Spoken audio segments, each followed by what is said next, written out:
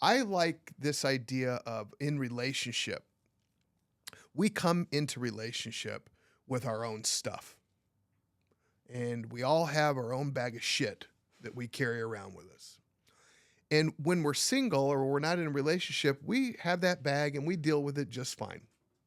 And yeah, it stinks and it smells, but we're dealing with it on our own. Then all of a sudden we get into a relationship, and one of the first things we do is we hand that bag of shit over to our partner and we say, "Your turn to carry it." In relationship, what we tend to do is we want someone else to fix a problem within me that they didn't create. And that is a recipe for disaster.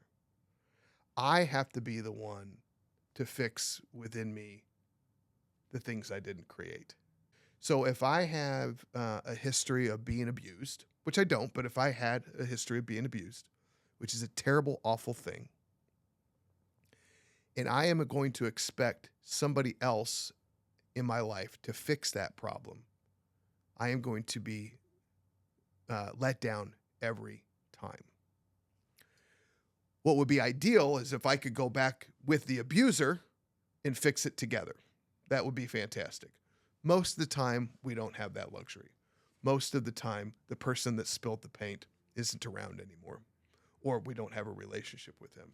So I have to clean up the paint. I have to deal with the trauma. I have to go in there and find out what happened, how it affected me, and clean it up and start changing the way in which I live my life. You're gonna feel like you've done all this work. Yeah, I went through my assault and I did all this work and I'm feeling great. And then all of a sudden you meet somebody later on in life that triggers something in you that you didn't even know was there. And so what you have to do is go back, revisit the trauma, and find out what part you missed. And then you have a couple more years, you're doing well, and all of a sudden something else kind of sparks. Maybe your reaction isn't as grand as it was at the beginning, but later on in life you're still having some more reactions that are based from this trauma. You have to go back again and you have to clean that up. And it's just an evolutionary process. You just keep doing it over and over in your life. And before you know it, the times in between triggers are a lot longer than maybe they used to be.